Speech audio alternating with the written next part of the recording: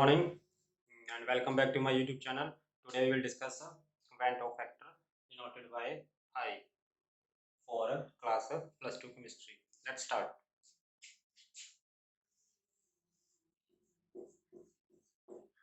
For example, we dissolve sugar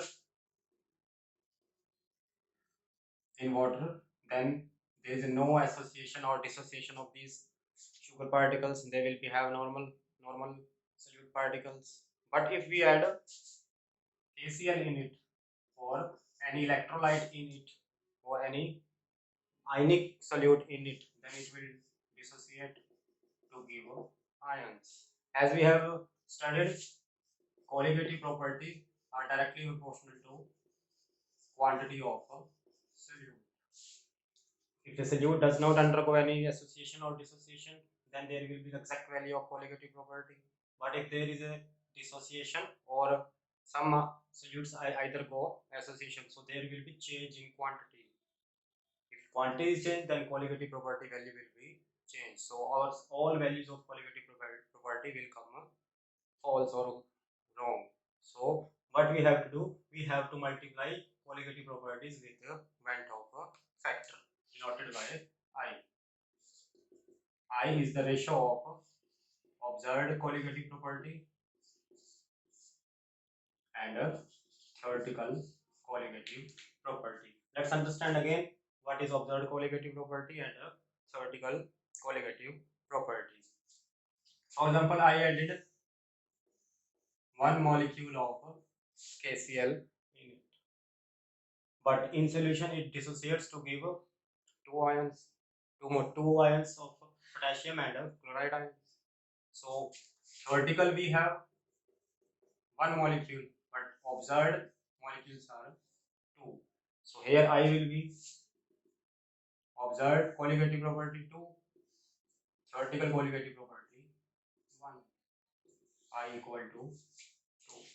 So Van 't Hoff factor is defined as it is the ratio of observed colligative property and theoretical colligative property. Even some solutes undergoes association. Let us see one more example. For example, we dissolved any carboxylic acid in benzene. Then this carboxylic acid undergo association. Association means two molecules associate together to have like one molecule. So if we added two molecules in solution, it dimerize to form a dimer. We added two molecules, but we observed there is only one dimer. So theoretical value is 2, observed value is 1. So I again here will be observed colligative property value is 1 molecule, theoretical value is 2, I equal to 0.5. So we need to multiply colligative properties with a factor called Van 't Hoff factor, and this is denoted by I, and it is the ratio of observed colligative property and theoretical colligative property. Clear? Let's move to next.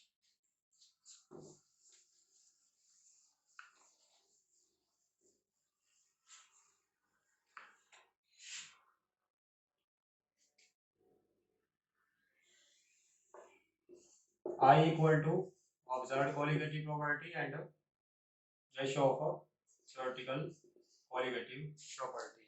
As we discussed, colligative properties are inversely proportional to molar mass of the solute.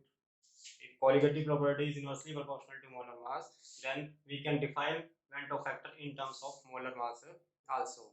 Then I here will be again I equal to, here is observed colligative property and it is inversely proportional to molar mass, so it will come down.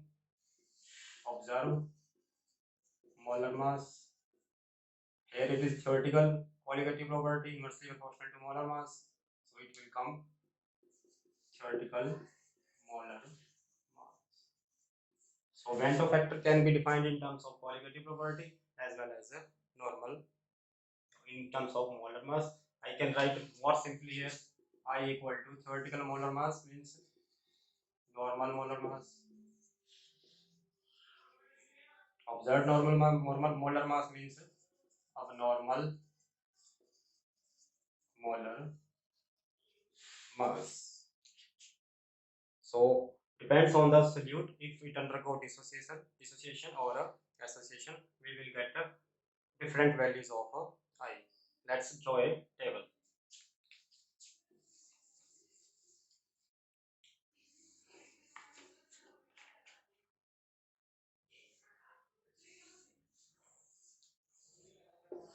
Quantity of solute, observed colligative property, and molar mass. Let's solve for first step, dissociation.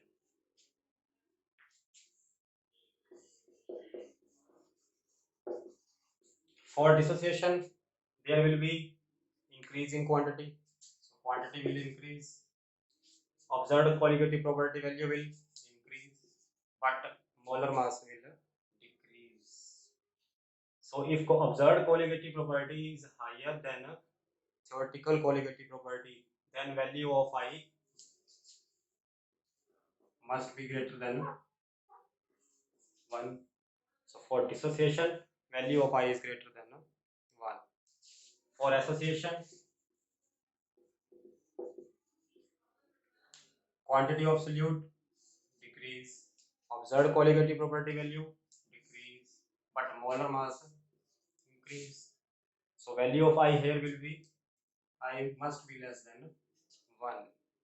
And if there is a no dissociation or association, normal electrolyte, normal solute, then no change in quantity, no change in observed colligative property, no change in molar mass. So value of I will be 1. This is the most important conclusion of a Van't Hoff factor. We have to multiply all colligative properties with I if solute undergo dissociation or association. If there is no association or dissociation, no solute we have normal, then value of I equal to 1. Easy. So now modified colligative property will be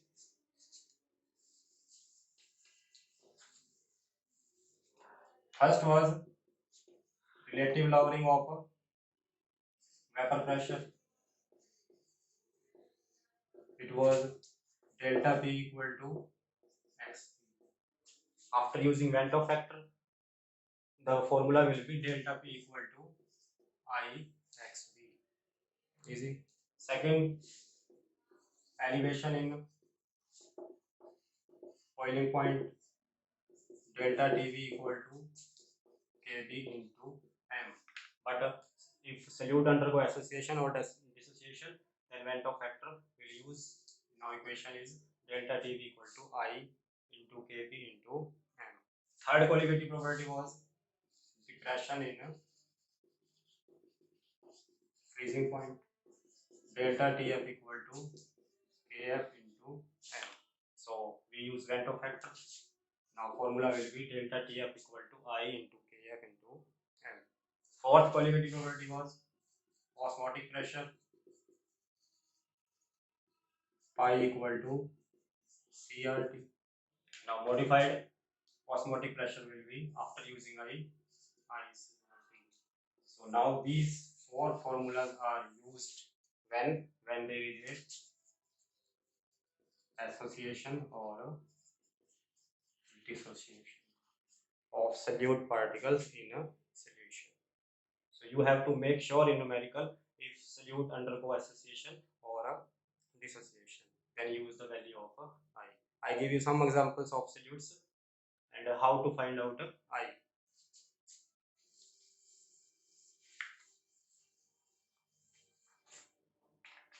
First, if solute is like Mx, M any metal X halide, then value of I here is 2.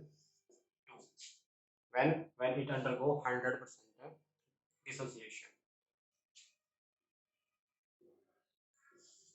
If a solute is like this, M2SO4, any metal sulfate, then value of I here will be 3. How? It will dissociate to give 2 metal ions plus 1 sulfate ion when it undergo 100% dissociation. If the solute is like this, mx3, then value of I here will be 4. Why? If it will undergo dissociation like this, m plus 1 plus 3x ions. So 1 ion, 3 ions, value of I will be 4.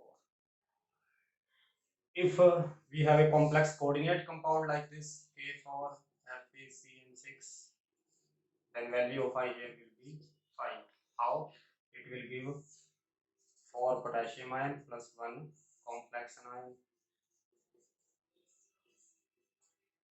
Value of I here will be 5 when 100% dissociation is there. Clear? Even we can find out degree of dissociation and association denoted by alpha. Alpha is the degree of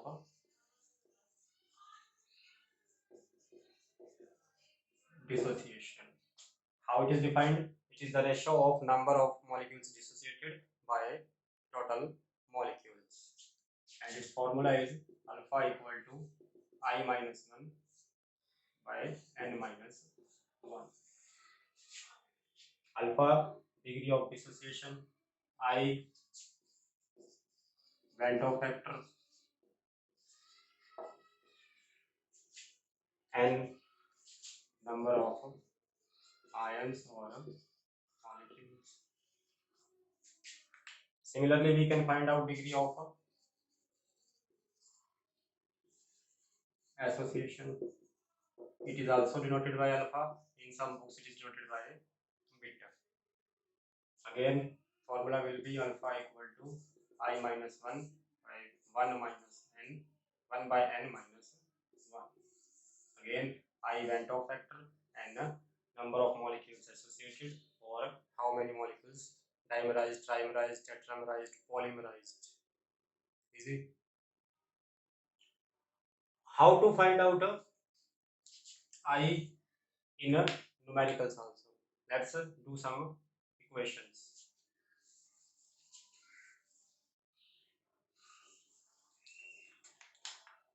As we know, I equal to observed colligative property by theoretical colligative property. If we use the relative lowering of vapor pressure, then value of I will be observed relative lowering of vapor pressure by theoretical relative lowering vapor pressure. If we use elevation in boiling point, I equal to delta TV observed by delta TV theoretical value.